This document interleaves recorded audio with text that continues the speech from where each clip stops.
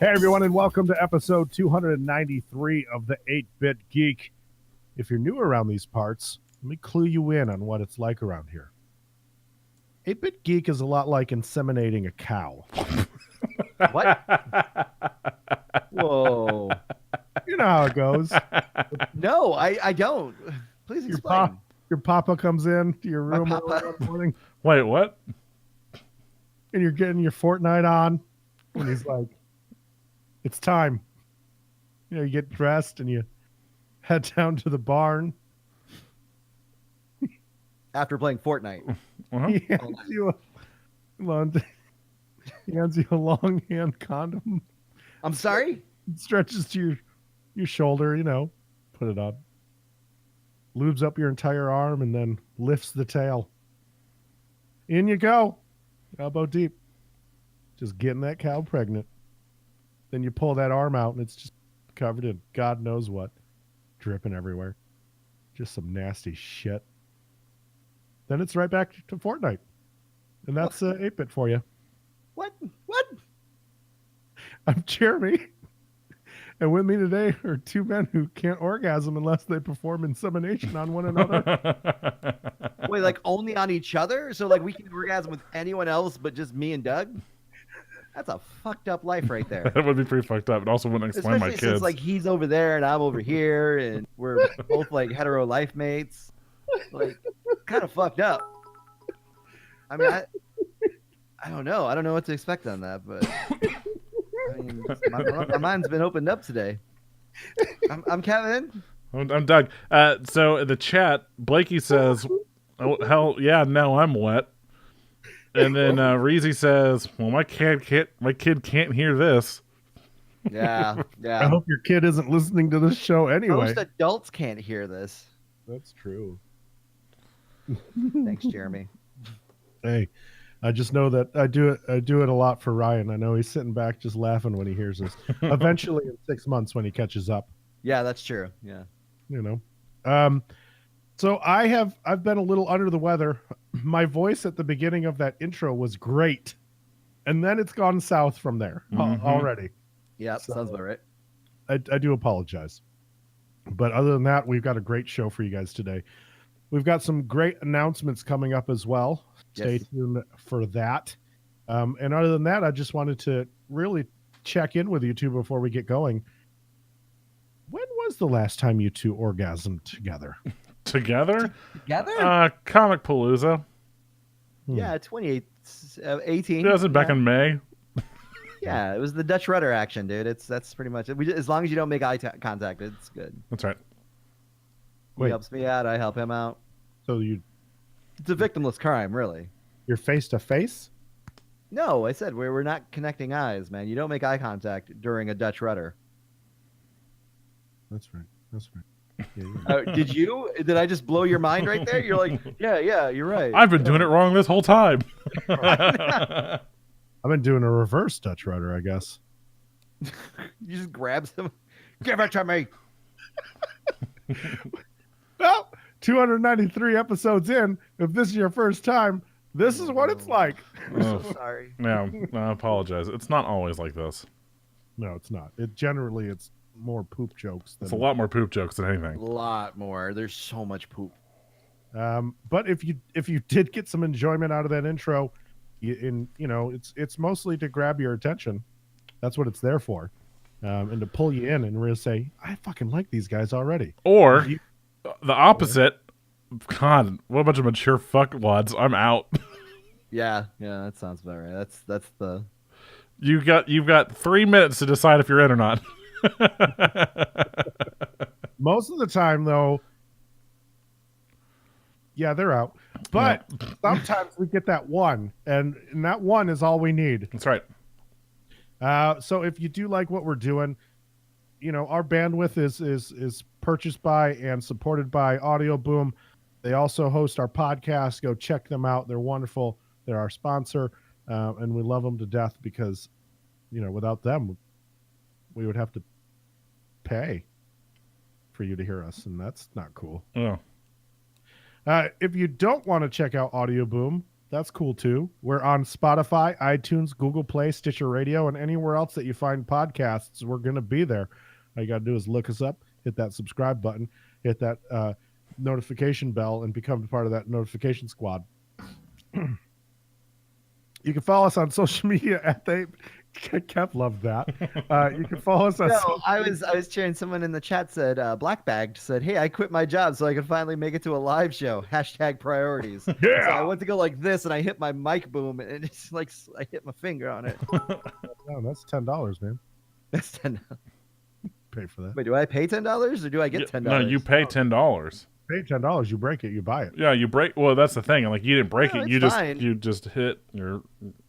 But we're talking about the microphone, not your hand. I don't give a shit about your hand. Oh yeah, okay. You hit the microphone. That's $10. You break it. It's $500, Kev. That's true. But the mic arm itself is just $10. It's You're an arm. Did you hit the arm or the microphone? A little bit. No, the arm. Oh yeah. Then all right, well, we're safe then.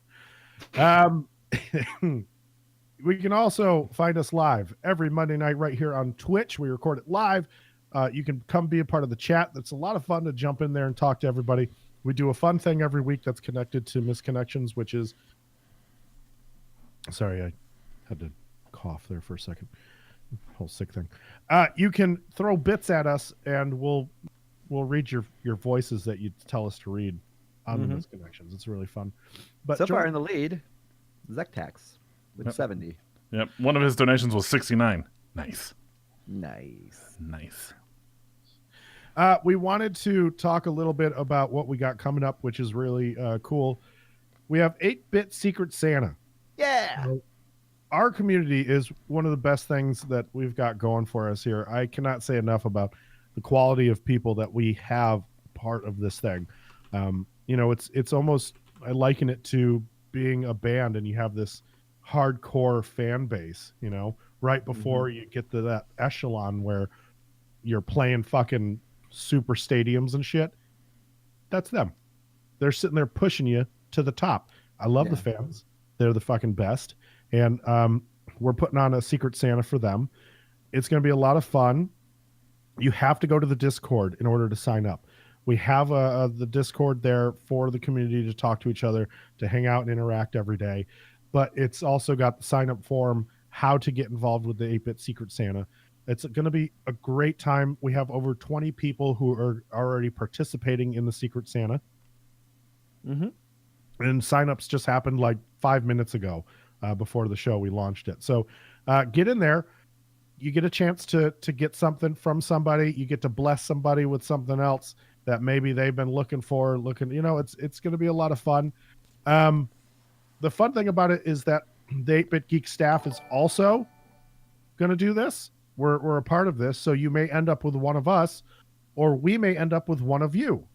All right? So that'd be a lot of fun to receive something from us. There is also one other big announcement. 8-Bit Geek itself is going to choose one lucky winner out of this thing, of the Secret Santa. So they were going to pull them out of a hat.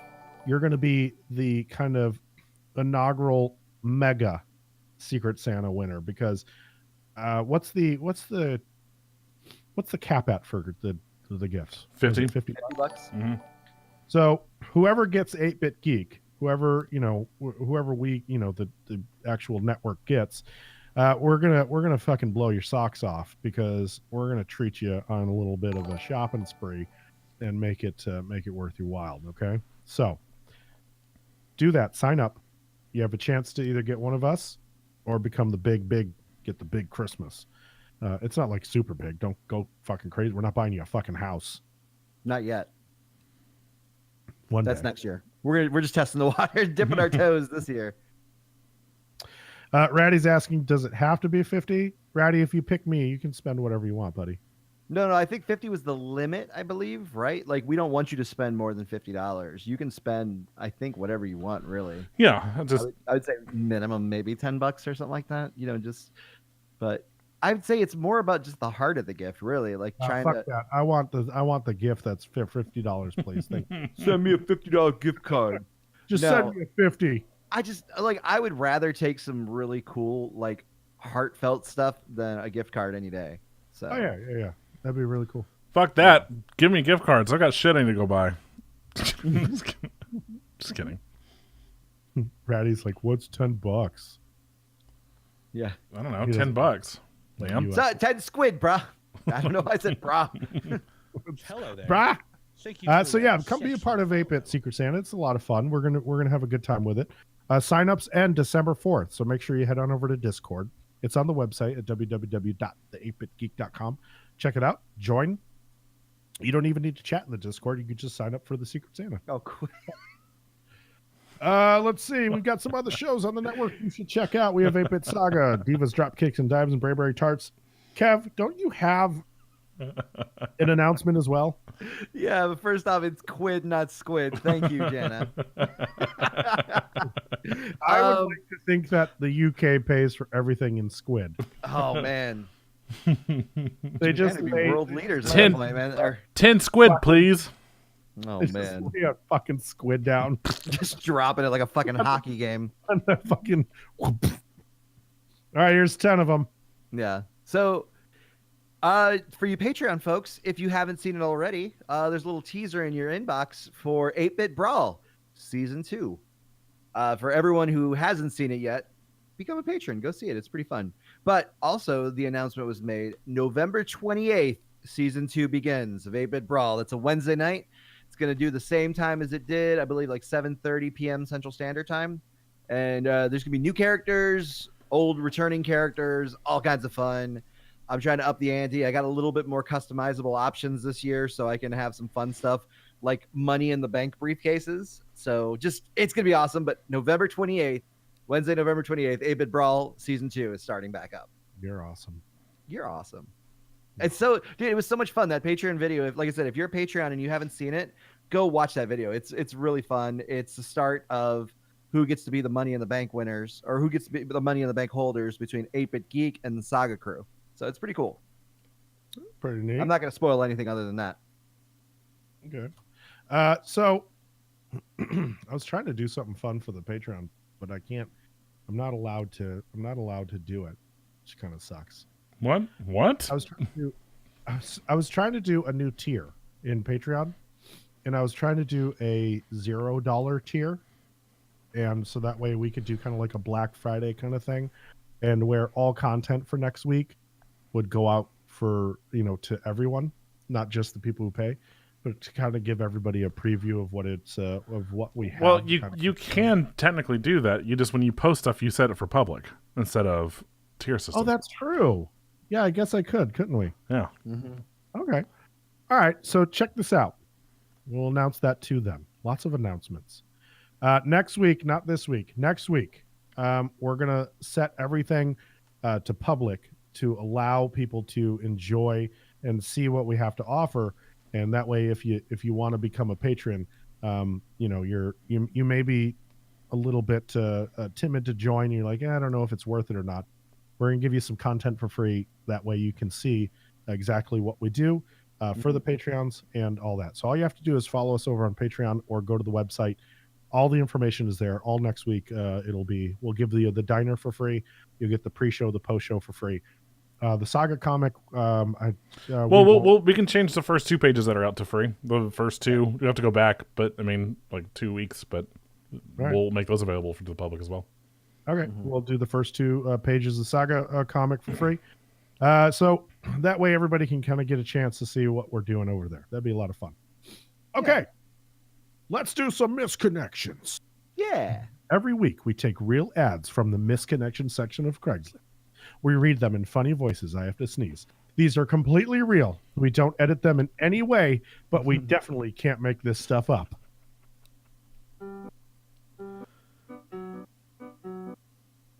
Boy sees girl. Boy is interested in girl. Boy awkwardly stares at girl. Boy never approaches girl. Girl leaves. Boy swears they're meant for one another. Boy turns to Craigslist for help. 8-Bit Geek steps in. Welcome to Misconnections.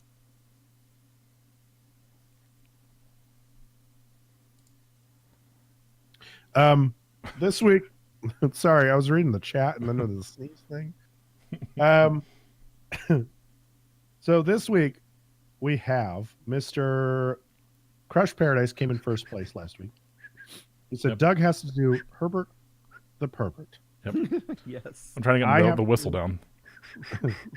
I have to do Bill Clinton, and then Kev has to do Hulk Hogan. Who chose Hulk Hogan for me, by the way? That Was that random? Classic. It was classic. Huh? Classic. Okay. And then Ratty chose Bill Clinton for me. Which is hilarious. So, which is going to be a lot of fun. Now, what's really special about this misconnection is that it's a 3-parter. It's all the same conversation. Oh no. And it's amazing. So it's 3 replies, well, 2 replies to an original post. So that should be a lot of fun. Oh, there it goes. I had to minimize it because mine didn't show up. Yeah, it was being cut off by the page, but it's there now. So, Doug, kick this thing off. Okay, I gotta find the voice. So it's the, oh hey Chris, gotta get that whistle in there. Oh, that's good. What? White Castle, women for women. I miss you so much. I want you to marry me. Spend my life with you. I love you. And then Bill Clinton came in with a reply. I don't know if I could do a Bill Clinton. I don't know. Hold on. I did not have sexual relations with that woman. There you go. You sound like Terry Funk. White Castle, male for woman, 1921. Long time ago. Back off, bitch. White Castle is mine. I'm in love with her hot and steamy buns. The way you can still smell her scent from hours after she leaves. Oh no. Bill. Oh, Jesus Christ, Bill. Mr. President. When are you and her? When are with her? You can never have enough and always wanting more of her soft buns. So, back off, bitch. She's mine. But maybe we can share. Oh no. Oh, I see what's happening here. Sorry, continue to the next one. Enter in Hulk Hogan. Well, you know something, Mean Gene? I've never partaken in White Castle. These pythons were raised on protein, not burgers. But I'm guessing she'd leave me feeling sluggish, brother, and sleazy, Jack. That's true.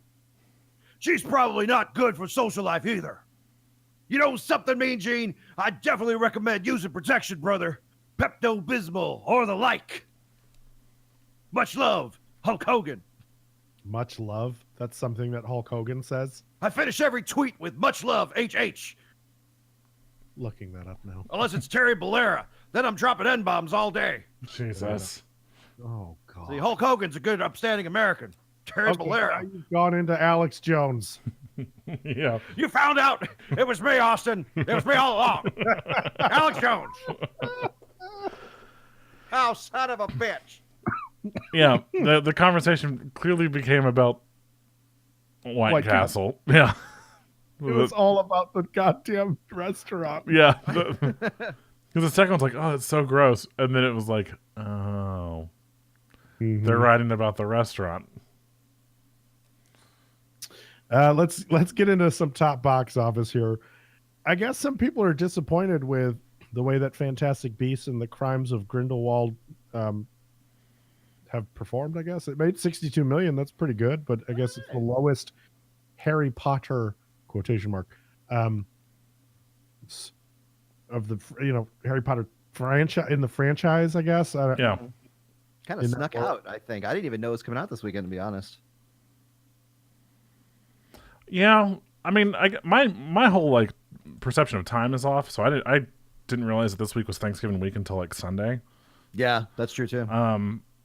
And so yeah, I didn't know that movie was coming out last week either. It still feels like it's like a month away, especially with the amount of like, I don't know, like hype and stuff. The amount of commercials and ads and stuff. I feel like it's been a lot less this year. I know I've definitely seen some on TV, but again, it doesn't feel like the last movie where it was like a full on blitz, where it was like every commercial break there was a crime or not a Fantastic Beast commercial or something, you know.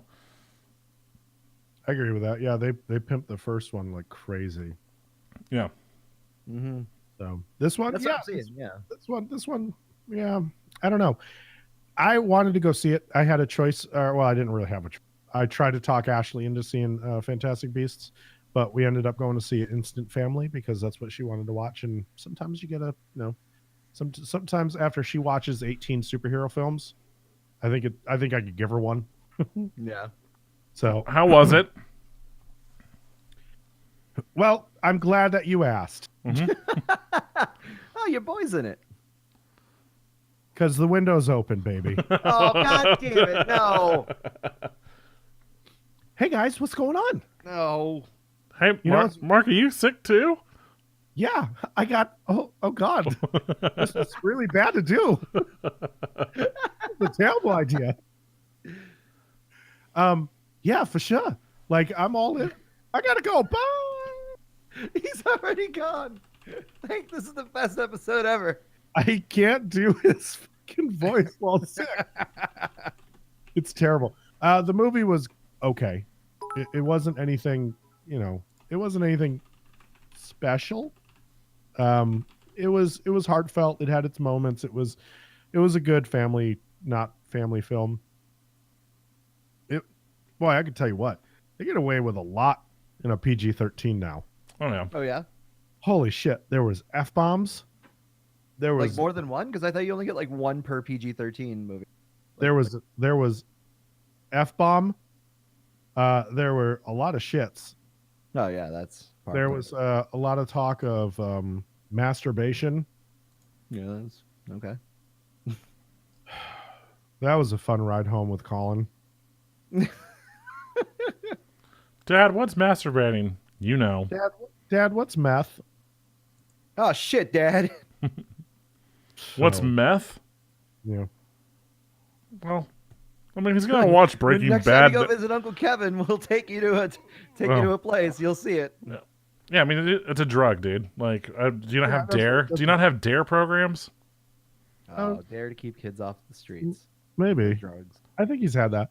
But like he's No, already had then, like then he's done meth. Just kidding. Like, He's done meth. oh man. Yeah, those dare officers really bring it in. yeah, they want you to know what you're getting into. Don't bash it if you don't try it. Listen, you're gonna go to high school and there's gonna be kids there and they're gonna make you do meth. So we're just jumping the gun. We're gonna let you try it now. What we're gonna do is we're gonna give you a sample.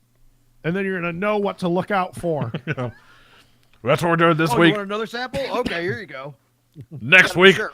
next week we're doing heroin, black tar heroin next week. Jesus. You fucking Rough McGruff or whatever his name was. Right. He's really fell off the horse since they got rid of Dare. Oh man, was he even a part of Dare? No, he was just like his own thing. Like take a bite out of crime. Well, There was so many like fucking mascots for shit like that in the 80s, dude. He was You nice. had the fucking Smokey the Bear. Only you can prevent forest fires by raking your leaves. that says Dare doesn't exist anymore. Take a bite out of crime. I'm McGruff. Yeah. Man, So there was a whole bunch of those, man. There was a mascot for every like public activity like that. I remember going. Oh, bet going Ed, to it a still park. exists. Fuck off, Ed. I remember going to a park as a kid and seeing the McGruff in a costume. That wasn't McGruff, bro. Really? Did he follow you into the bathroom? We did stuff to. Huh. Let's go on to the stories. Hey, hold on, real quick though. Have you guys seen You took a bite out of something that day. Have you guys seen? I'm gonna send you guys the picture of I guess it's the Dare lion. I don't really know what his like official title is. Where'd that go? Lion. Yeah, it's like their mascot. It's like a You ever had a lion. lion? Yeah, I'm gonna send you. this I'm gonna send you this. Oh, this is real bad. Oh, that's dude, it's terrible. like a furry thing. Did you guys find it? Yeah, yeah, that's not real, is it? No, that looks. This is sadly on their wrong. website. Kev. I just pulled this photo. I'm sending to you guys from their website. Oh no. Oh boy. Oh no. He looks like a cross between like a furry and a fucking member of Poison. Like with that You put Oh, you put a bandana around his head yeah, it's fucking And a Brett guitar? Michaels as a furry. and they cut a guitar in his hands. No. Done. Oh man. It's great. That's why Dare isn't successful. That's why you couldn't win the war on drugs. We Nope. got fucking furry Brett Michaels I don't know, man. I think it's trying to stop it. Yeah, people are gonna see that and they're gonna say like, "Oh, no, I'm gonna do drugs." Look at that. They're like, "What drugs were you doing when you thought of this mascot? No, clearly you Or can do did it. you Why not can't do I? Enough drugs." They want to see it over in the chat, so I'm gonna pull that up real quick. No links. The last picture I'll ban you. I used in the show was the horse face. The Oh, no. horse, that horse from Red Dead that looks like the one was like, oh fuck, Yeah. shit's exploding. Oh, that's good. And what did you think? I haven't even played Red Dead all weekend because I've been gone. I haven't played it so, much at all. Man, I've been no. There it is. Talk about that in gaming. Right there. There's that, so the viewers can see it. It's a furry. For you folks at home, just look up Dare. At dare.org. You'll scroll down. Dare.org and look at the mascot. Mm-hmm. Great. Now we're gonna get contacted by Dare and be like, "Yo, you talking?" We're gonna have that lion come into our house. Oh my god, I'd love to interview that lion. Are you kidding me? Yeah, that'd be cool. Bring him in. Ed says, I wish you'd shop Jer into that pic. Well, let Caleb know. Caleb's our go-to like quick Photoshop He is. guy. He is. He's really good at that. And then also, Random says, what's the bit count? Currently, the bit count is Mike is in the lead with 490 bits. So, Here's that guy. Yeah. Because it was also 420 and 69 and 1. well, and Nice. Stage Tech says, maybe the lion will bring samples. There you go. Let's see. I've got your heroin in this bag. I've got your cocaine in this one. Yeah, it's like that scene from Pulp Fiction where he just rolls it out on the bed. He's like naming everything. God damn. You want to lose weight? We have gotten so off the rails. We haven't even left movies yet. I'd like to if losing weight. I'll take that mouth ball that they put. You know, Mouth ball? What are you talking about? big mouth Ball gag? The ball gag. Yeah, that's it. That's Oh, that. That's not I a, mean, that's not a drug. yeah, that's just a Oh, kid, it, dude. oh, it could be. It could be. Let's get into some movie news, shall we? Let's move on Sure. from this. Sorry. Yes. Please. Sorry. We're so sorry. How did we everyone. get there? This episode is the most debaucherous episode we've had. I don't remember the trail that led us to talking about Dare. Man. All right. The Academy has threatened to resurrect the popular film Oscar idea. You know, the most Okay. they're talking about it got shut down because it was such a bad idea. Yeah. But they're still like, there's a quote saying that it's still on the table. We're still talking about it. You know, most of it is because of their sagging ratings and how Ratings, nobody's yeah. watching this shit. My thing is like, well, if you want people to watch it, instead of making a most popular Oscar, why don't you just put these popular fucking films that are technical achievements in movie of the fucking year and have one win it? Yeah. Like, I mean, they did that for like Lord of the Rings. I think that's like one of the only ones that was like a AAA title, not a AAA title, but you know, whatever movie masterpiece that was a huge seller and movie of the year.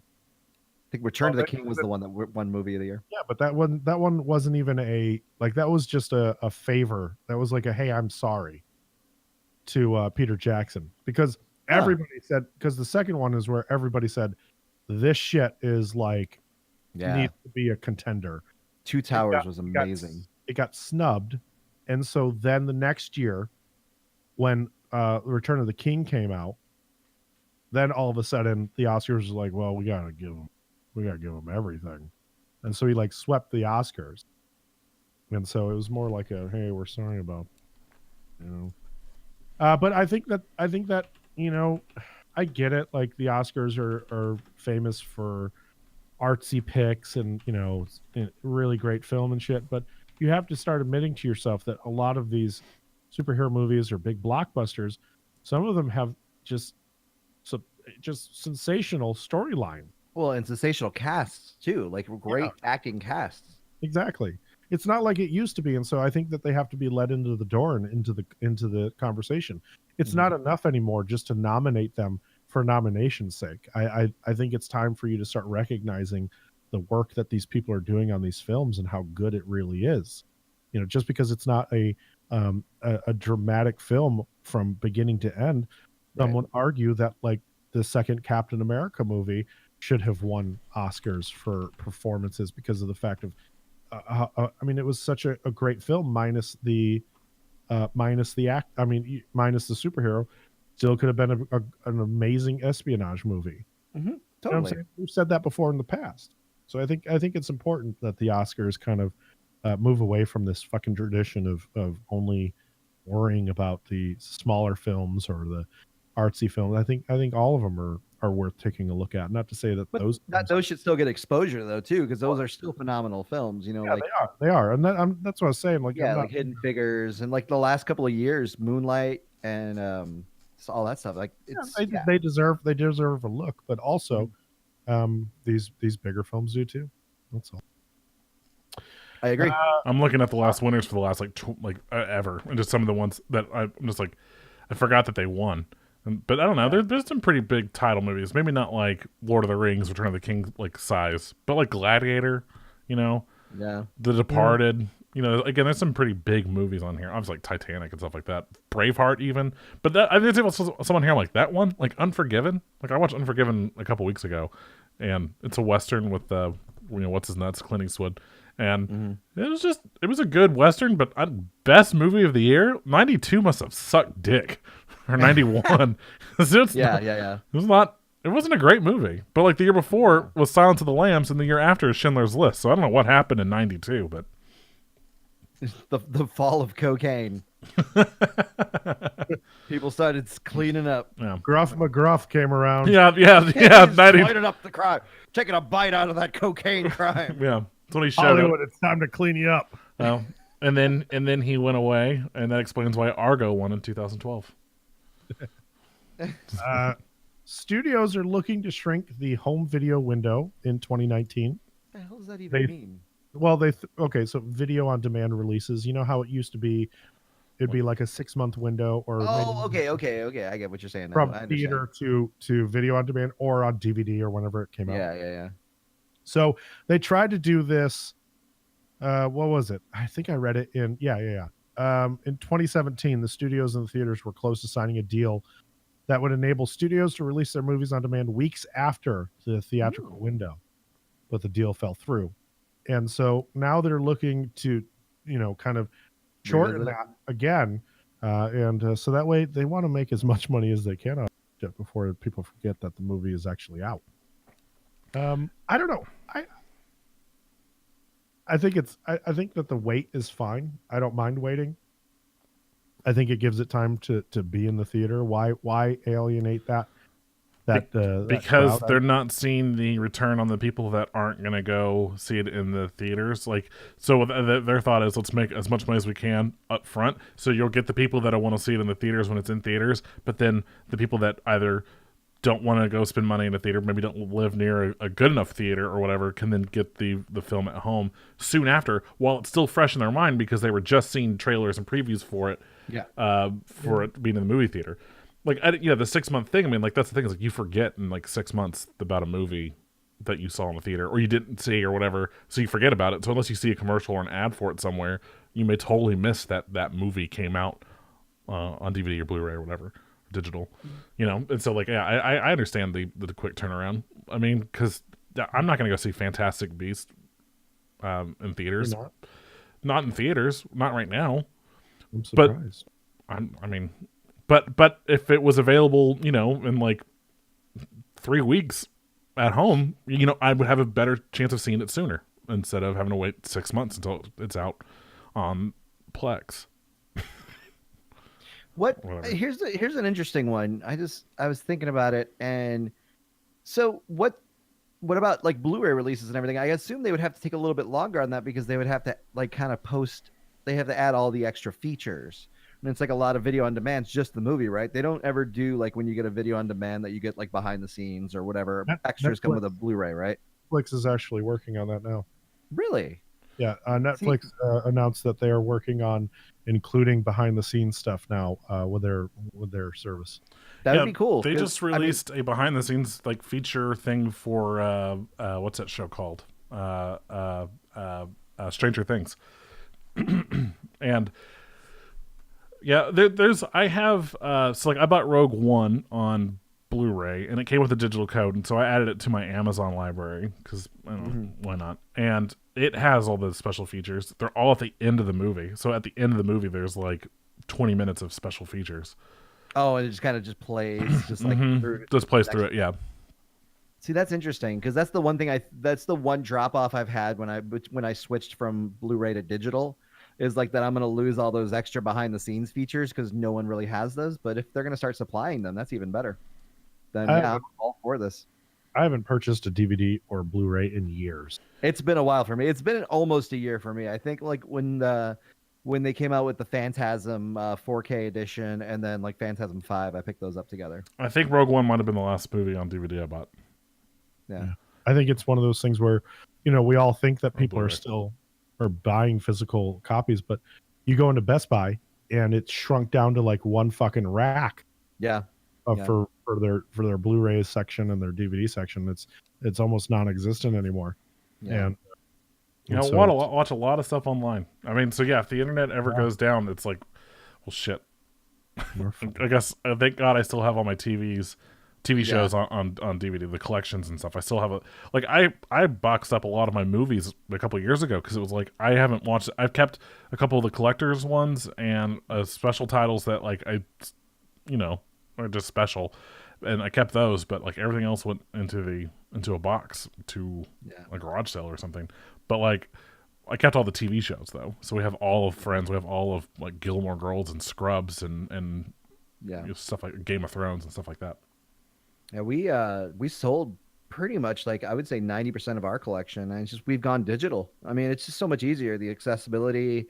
And just, especially with Plex, man, Plex is amazing. So it's really hard to like kind of still want to get up, even video games. Like as we've talked about that, like I've kind of gone digital with it. I would rather have a digital copy that I can just not have to like just put it on a hard drive and then not have to get up every time and change the disc. Dude, I just saw a game on sale for $20 and it's a physical edition, and I went, pass. Yeah. Yeah, because even if you have the physical copy, you still have to download like a 30 gig update or some shit. So it's like you're still taking up space. So I may as well just buy the thing and install the 50 gigs instead. Mm-hmm. Let's see here. What else we got here for the movie news? Oh, this is a good one. How about this one? Oh, how about this one? Oh, you can do this. You can do that voice. You can do that for the rest of the show if you start losing it. Yeah. General Mills is going to create something kind of cool here. General Mills put out a website trying to create their own cinematic universe with their monsters, Count Chocula, Frankenberry, and Boo Berry. They're calling Hollywood and saying, hey, if you have an idea, come talk to us. We're ready to create. Is that really yeah. What? I don't know. I guess anything can be a movie now, right? Yeah. Or a TV show. Put it on I wonder if they've seen just a decline in the sale of those cereals, so they're trying to figure out a way to up it. Because I buy Count Chocula and Boo Berry every fucking Halloween. Anytime I see it on a shelf, I'm like, oh yes. It is that time. It's like the only cereal I buy all year. If I get the hankering for like being a child again, I'll go and get the what are they called? The Fruity Pebbles. I love. Oh yeah, Fruity Pebbles are awesome. I love what it turns the milk into too. Same with Cocoa Pebbles. Taste it. Oh, it's like a rainbow delight on your tongue. Yeah, that's good stuff, dude. I used to eat the hell out of that, especially like when I first moved out. I was like, I'm an adult now. I can eat cereal when I want, 24 hours. So you ever take a giant mixing bowl and fill it? Fucking course. Look at me. I was 3 315 pounds at one point. Yes, I've eaten almost one whole box in a sitting. God, God, there's that's nothing better. so And much milk. sometimes when you're an adult and you're just sitting there and you go and you get a little bowl, and then you have the milk and the cereal next to you, Yeah. and you go, oh man, I wish I could have another bowl. And then you go, I think I will. And then You're like start all over. God, it's the best. I bought some cold brew coffee last week, and it tasted like when you have like cinnamon toast crunch and you've got that bowl of milk afterwards, that kind of cinnamony like milk stuff. It was like that. It was. I took a drink. I was like, holy shit, this is so good, and it was gone within like 3 days. Oh man, It was so good. It was so good. It's called Chameleon Brew. So if you're looking for it, nice. it's like their Mexican vanilla or something like that. I forget exactly what it's called. Oh man, So fucking good. Oh my god. I went to Dunkin' Donuts this morning, and I got a hot chocolate, and it straight up tasted like donuts after I was done. Every time I had a sip, it was delicious. yeah. It felt like I was eating at the same time, and I was like, no need to get a donut now. This is Yeah. I got a protein shake. You're like this little protein all right, thing. Kev, we're moving on. But it's like a little chocolate milk, and it's so filling in the morning. Like I have one of those, and that's my breakfast, man. It's like an Advantage shake or something like that. Advantage. Did it taste like anything? Because that's Yeah, what it's like chocolate milk. Like I said, it's like a thick chocolate milk, and it like just basically like covers your whole breakfast. So let me get this straight. It's like chocolate milk, and it tastes like chocolate milk, It's not chocolate milk. It's like chocolate milk. but it looks like chocolate. It's a protein drink. But does it say chocolate on the front of it? Probably. I don't know. I don't look at the front of it anymore. So Amazon is going to start streaming exclusive Blumhouse features, and they signed an 8-movie deal. Oh, nice. That's pretty fucking awesome. No, that's exciting. I'm really excited. I've Blumhouse is good stuff. watched a lot of like scary things over the last few weeks at night to help keep me awake, get my heart racing. So this is exciting. I know they're not going to be coming out anytime soon, but it's just I've watched so much scary stuff that like I'm down for this. Speaking of scary, Dan Aykroyd still says that Ghostbusters 3 is possible. No. That's How? Well, they're pretty much just retconning the last one that came out. I would assume so, but I mean, besides the point, Harold Ramis kind of died. Yeah, but they would move forward without him. And Yeah, they did Blues Brothers 2000 without John Belushi. Yeah. They used James Belushi for him though. No, Or was no. it- no, that, He wasn't in it at all. it was John Goodman. John Goodman was in, but he wasn't. He didn't play Jake, whatever his last name was. Elway. No, Juliet, because he was from Juliet. Jake Juliet. Joliet. Juliet. Yeah, Got his knees out. but so I mean, that's they will find a way. Yeah. And they said that Bill Murray is, coming around to the idea. It better be a damn good script then, I would assume, because Bill Murray's been turning it down for years. They said that they're working on the script right now. Even the video game was basically like when the video game came out, Dan Aykroyd was like, basically, this was our script for 3. Since it may never happen, this was what we wanted to tell. So if you play the Ghostbusters game, like the one that, well, now it's like, I think impossible to find because Steam took it off their library, but it's a great game. Yeah, Like Gears of War with Ghostbusters. they said that Dan Aykroyd says that even if we have to make Bill Murray a ghost, we'll do it. So it would basically be Ray and Winston. Well, no, they would bring up a younger generation, essentially. Like Blues Brothers 2000. God damn, he's already made this movie.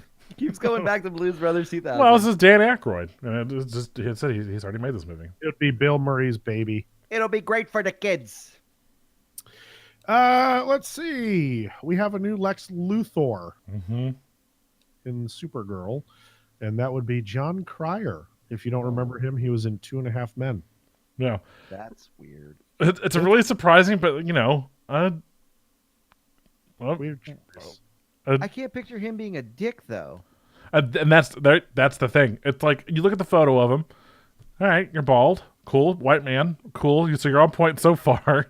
And then it's like, but everything he's in, he's like a kind of a nerdy, nice guy. So it'd be Nerdy, weird. nice guy, like underdog kind of. Mhm. Yeah. So it'd be really interesting to see him take that turn. Now I will say I follow him on Twitter, and like you were talking about, he has no shits to give about anybody or anything. Like I mean, it's very political, and it's a lot. 2.5 Men. What shit should he give? And it's a lot of like he curses a lot.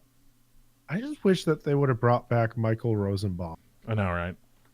Especially since they're doing an Elseworlds thing, like I guess this isn't for that specifically, but they could have brought both of them back, both him and Tom Welling, to reprise their roles in this Elseworlds world thing, crossover thing, because they have what's his nuts as the Flash from the '90s Flash show.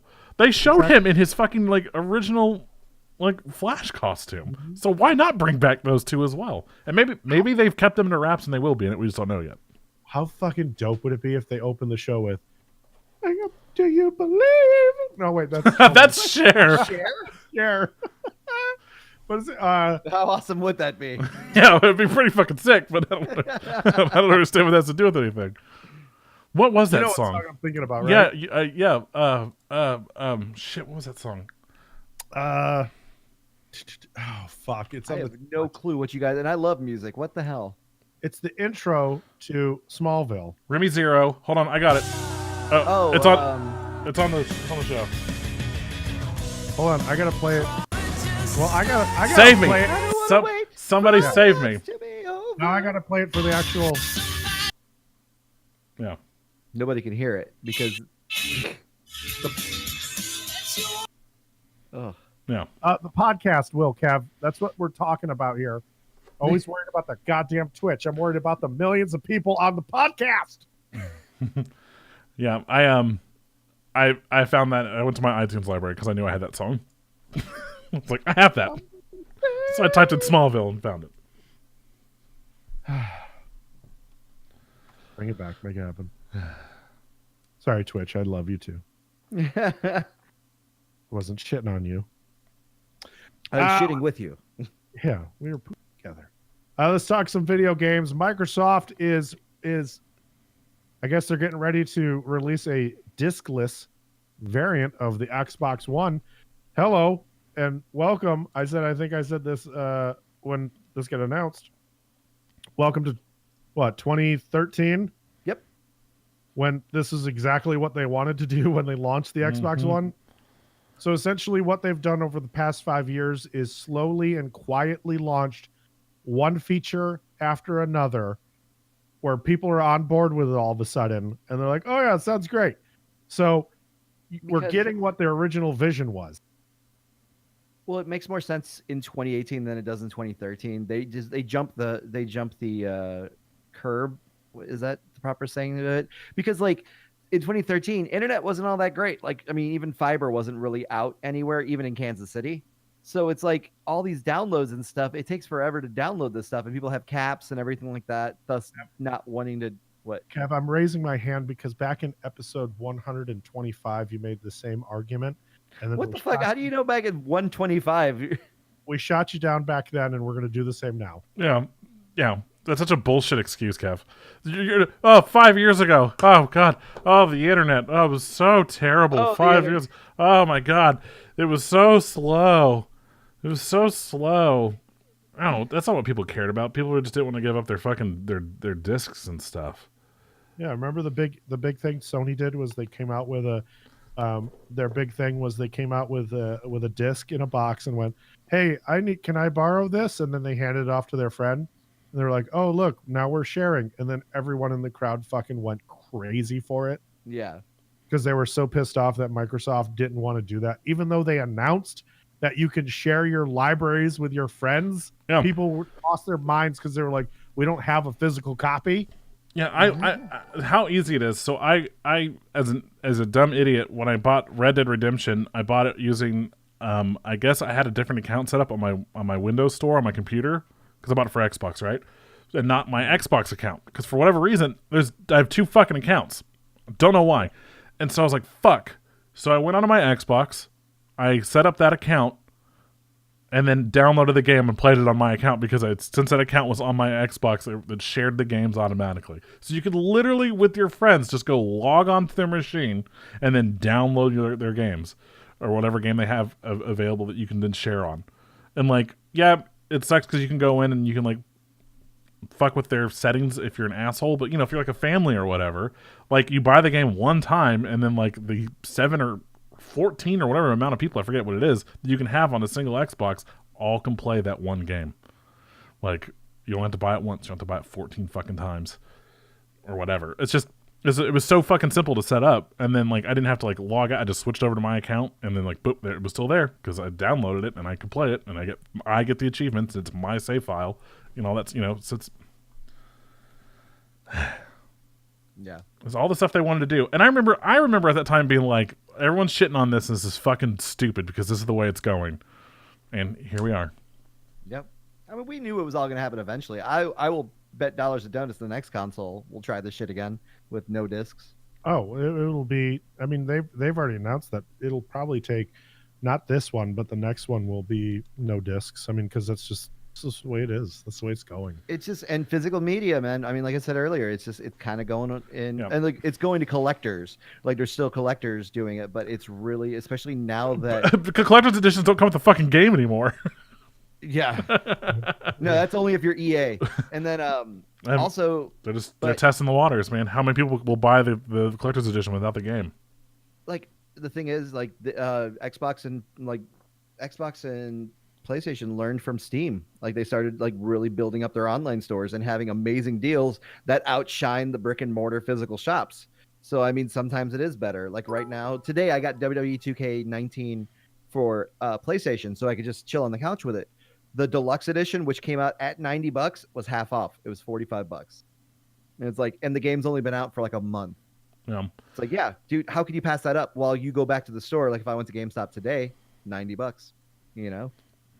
I can understand now why people want to go digital.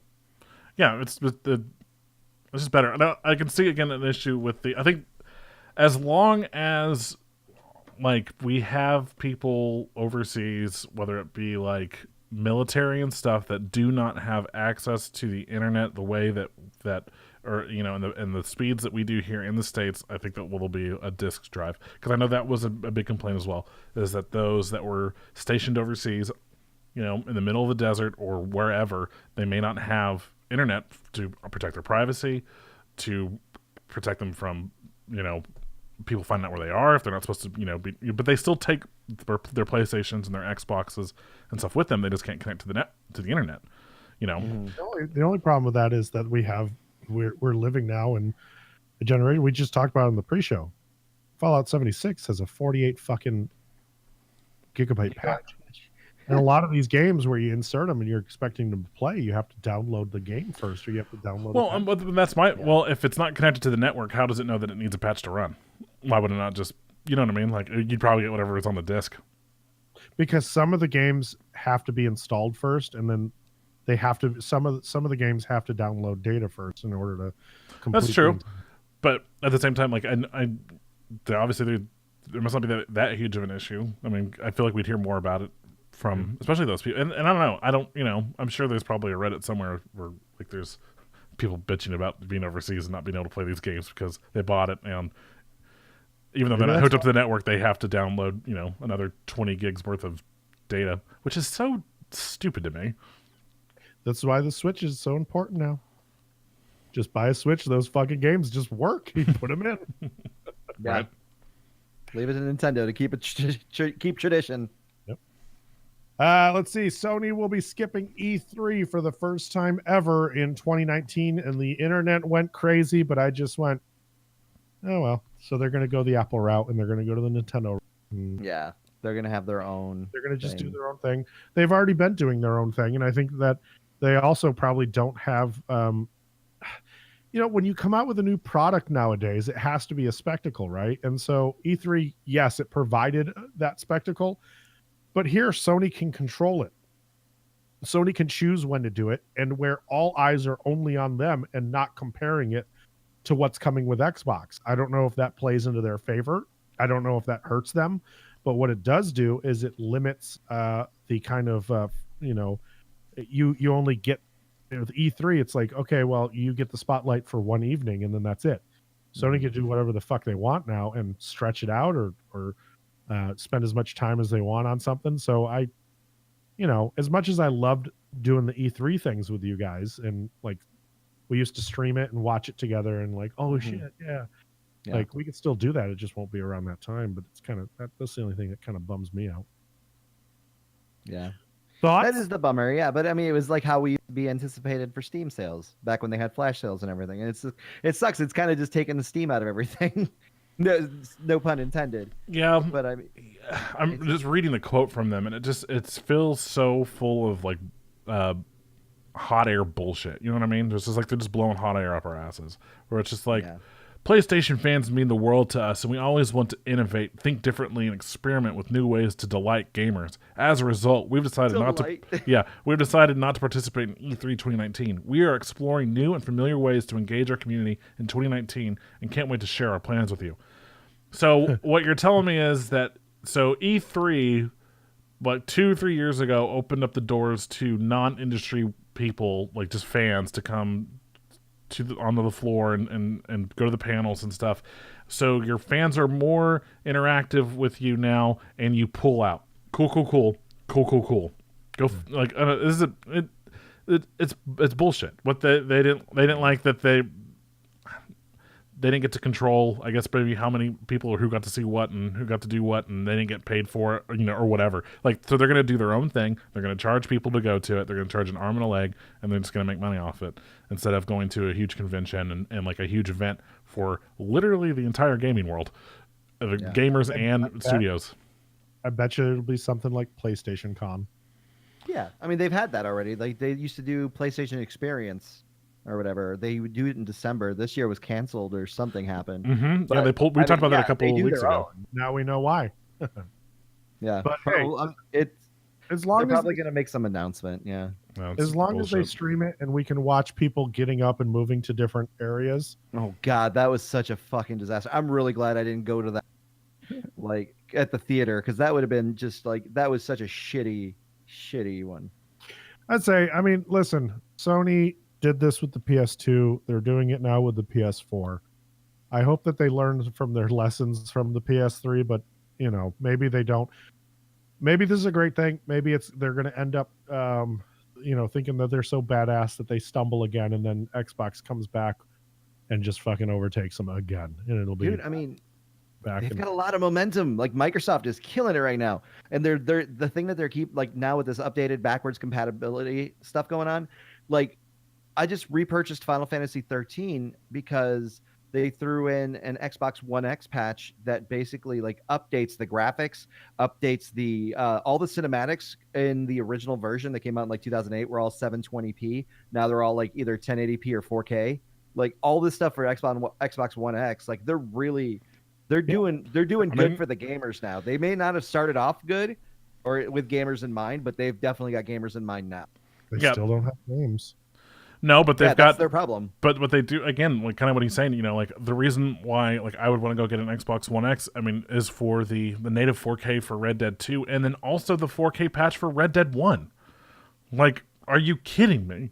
Like, it's not necessarily, it doesn't, it's not going to make 1 look like 2. Like, that's not what we're talking about. But like in comparison to what it looked like on the 360 to what it looks like on the Xbox One X is still a night and day difference. Like it looks, but you doesn't look like a game that came out 7 years ago.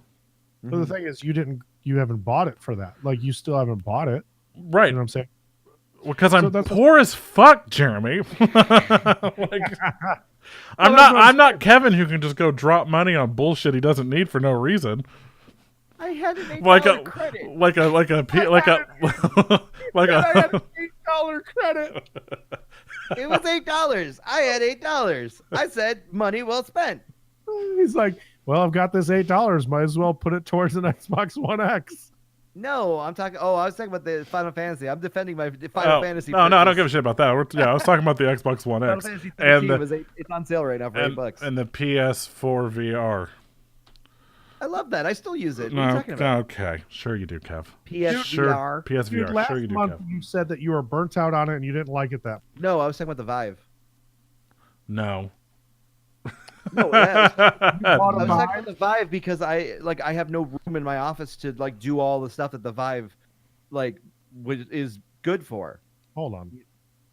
We have an archive of this Look, in our chats. reference episode 187.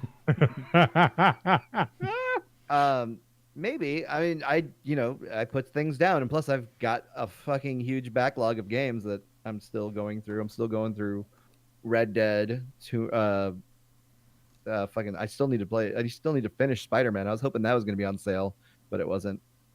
No, a friend let me borrow his Vive, so I got to try it out. Like I hooked it up to my PC and everything. It looks great, but like I said, my office is too small to really capture it all the way.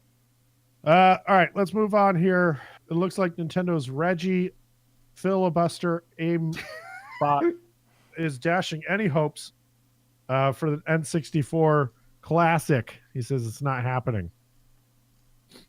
Why? Yeah, Because probably they're going to they release, can't make them fast enough. and they probably also are just going to release all those games on the Nintendo Store. I hope so, but I think I'll that, buy them. I think that what we talked about before, though, I think that these games are going to eventually come to the Nintendo online That's what, Netflix. Yeah. Awesome. that's what I'm saying. Please. But I think that it's not going to happen for another 2 years. I think that they fill this year with all their NES games. Then we get the SNES games. And then finally we'll get the 64 games. Unless they switch it up and surprise everybody and go, here's some cool fucking games. I don't know. That would be great if that was the Nintendo update. Nintendo update. Here's some cool fucking games for you. Rowdy says, he said it's not happening now. What he said was, I would not ever rule something out, but what I can tell you is certainly the N64 Classic is not in our planning horizon. Yeah. That's complete bullshit with their planning horizon. They know. They know people want it. Sirius, subscribe to. Yeah, thanks, Subscribe? Sirius. 'Cause I feel like Earlier too, Darth Mach subscribed using Prime. Yep. Don't This get too entire sad, boys. This entire fucking episode has been nothing but Kev talking over me. Oh, I'm sorry. Sitting here trying to talk and say what Sirius had to say with his subscription, and you just talk over me. Oh, I'm sorry. Go ahead.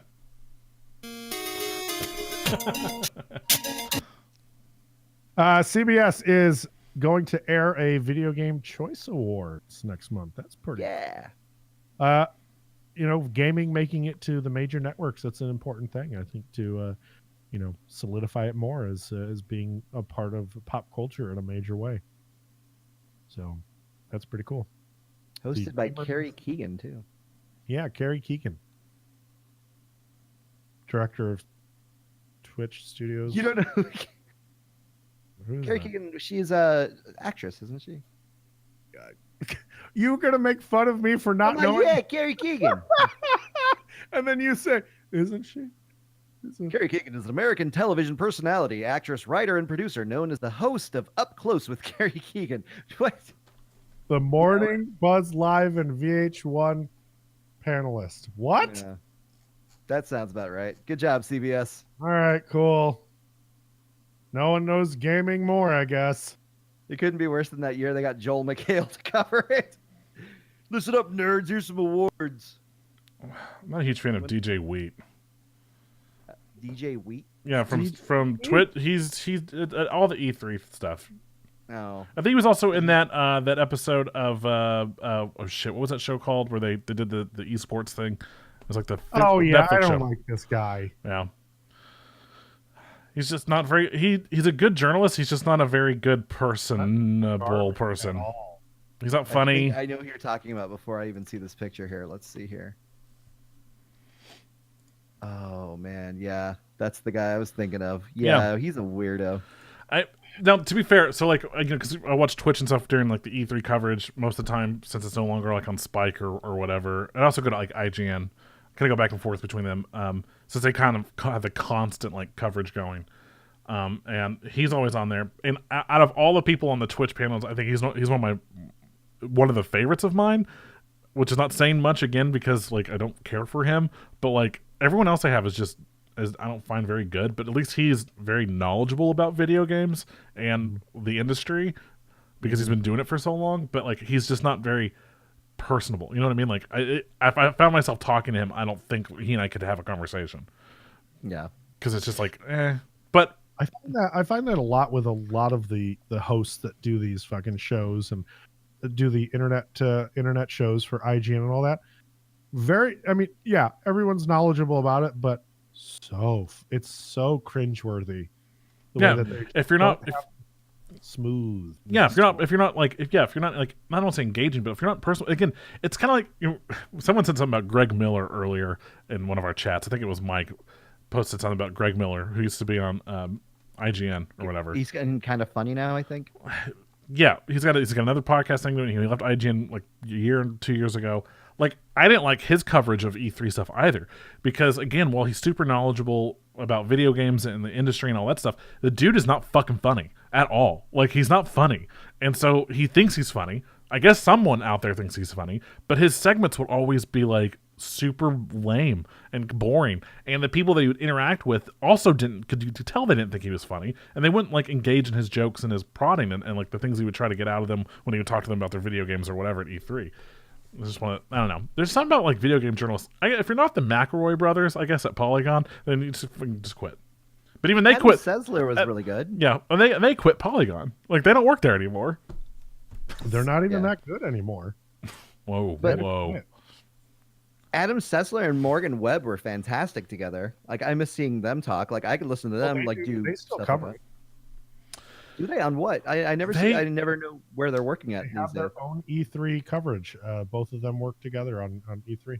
Awesome. I'd watch that. I would prefer that, because I mean that they know their shit and they're fun to talk, like, listen to as well. Yeah, and they have that like relationship between each other where they've known each other from forever. Yeah. Where like they have that kind of camaraderie, and it's like, when people like listen to us, we always get that like it's the banter back and forth is what they like listening to, is what I hear. I don't know. Fuck y'all if you don't think so. But like that's what people like about them as well, is that they have that like, they've been working together for, near 20 years now. Yeah. They just know each other up and down. Mm-hmm. I wanna lick you up and down. What? Oh no. What? Stop. H1Z1 Pro League is shutting down, guys. Didn't even know that was a thing. Licking up and down. H1Z1. Did not even know that was a thing. I didn't. I guess they couldn't pay people. I guess there was a contract signed that ESPN didn't get paid. Ugh. Players didn't get paid. No one plays this game. Yeah. No one cares. Let's move on. Man. Cliffy B isn't making video games anymore. Well, especially after Lawbreakers. Like, that was bad. He says he's sick and tired of these gamers. I mean, who isn't? He's like, I didn't take a salary myself for 2 years. He mentions paying for employee expenses for months after they closed, even though an employee said, yeah, it was 3 weeks. Well, I guess when you add it all together, it would be months. You would be paying for it for months. Well, yeah. I got to pay for all these employees, all their stuff for 3 weeks each. That stacks up. He's stacking the deals here. I paid him 12 years worth. They were upset about the game and everything, and he's like, I get that you're sad, but God, this is the kind of shit. Another reason I'm not ever making a video game again. All right, slow down there, Phil Fish. He's done. I mean, listen, he's got millions and billions of jillions of dollars. Hot and everything. What's he got to worry about? Lambos and shit. You sound so sad.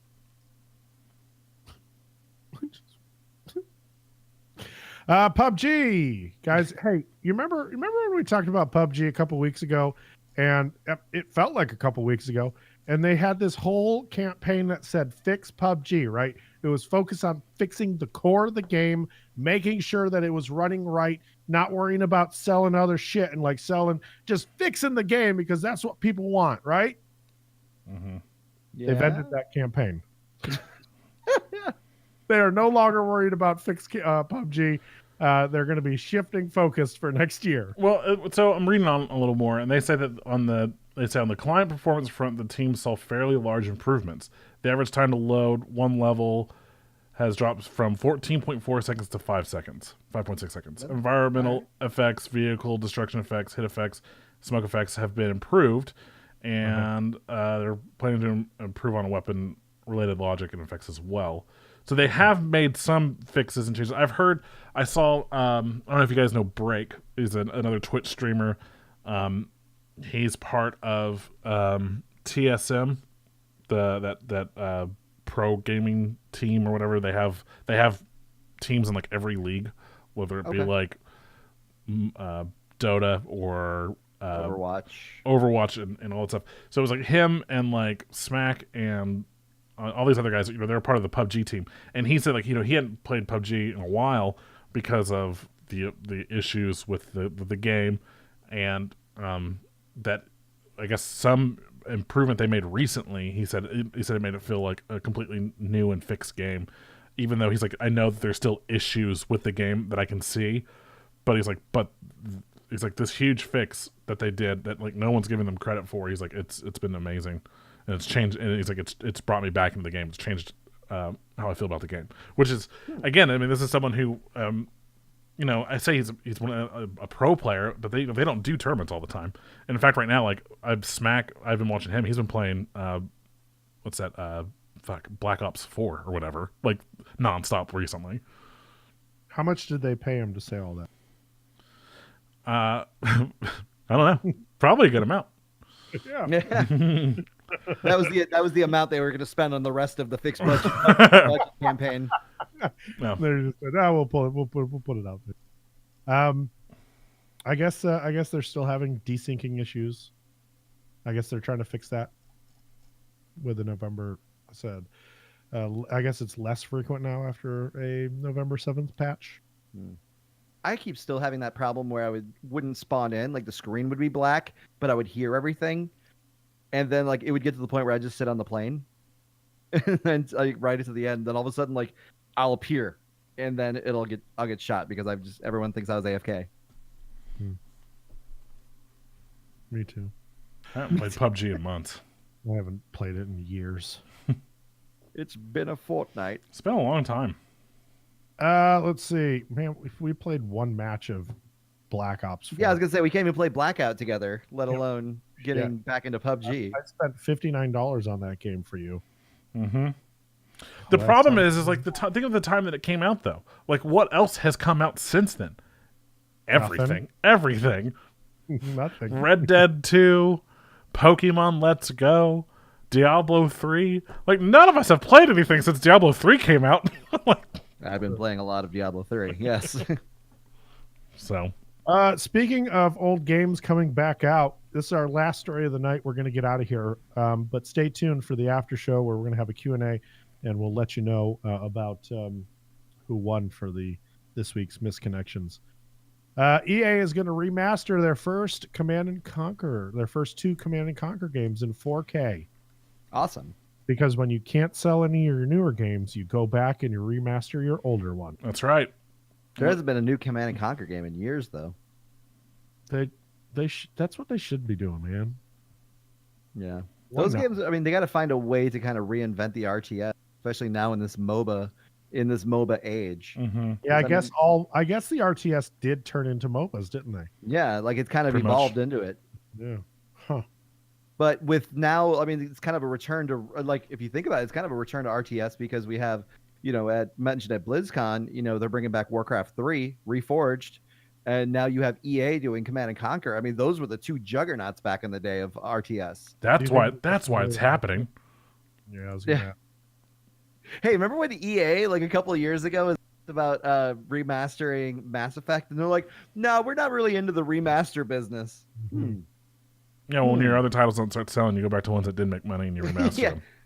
Dude, I would still to this day buy a fucking HD or like whatever, like a 4K remake of Mass Effect, like the trilogy. I want Yeah. them to Yeah. remake it with 4K textures and everything. Yeah. I mean, I want them to do the same with like the Old Republic series. Oh my god! Remember we were talking about that? It was supposed to happen at one point, wasn't it? Sure, but you know, Disney. I don't know. Yeah. I want them to make a Diablo 3-like game for Star Wars on the Switch. Like I'm playing this game, I'm just like, fuck, I want to go back and play with the Old Republic. And, you know, it's a little more RPG, but like I was like, it would feel so good on like this device, this sort of device. Speaking of Old Republic, fucking that's another one that got Xbox One X enhancements, and so that one has like 4K, like you know, it smooths out the textures and everything. For an original Xbox game, it still looks ugly, but it's the nicest ugly you're gonna see. Yeah, I don't want that ugly. I don't want- That ugly. Jared's so picky about how things look. well, I can't even go back and play Even Final Fantasy VII. though he It's an like eyesore. creamed his pants over himself like, you know, 10 years ago. You nasty boy. Jared, can you confirm? You nasty Hold nasty on, what did I boy. cream over myself. Yeah. No, over the games of 2 years ago. Like, oh my god. Oh, the Star Wars game looks so Oh, good. I know. Listen, I've done it my entire life. I've looked at Madden back on the Sega Genesis and said to my friend, "It'll never get better than this." It's so realistic, and you know, every time things do get better, it's very difficult for me to go back and play old classics and stuff because of that. And I am a graphics snob, and I can admit that. Now, I mean, there's certain games that I can always go back and they're timeless. Mostly NES games, anything 8-bit, 16-bit, 32-bit. I think those are timeless classics. But as soon as you add polygons to something, it Yeah. looks like horse shit. Yeah, it's very, very, very fucking true. Pixels are ageless. So, all right, that's the show, everybody. I hope that you enjoyed it. Stay tuned a little bit later here for the after show. If you don't know what we're talking about, well, check out Patreon next week. You'll get the lowdown. I am Jeremy. I'm Doug. I'm Kevin. Until next week, lots of love, hugs, and all that bullshit.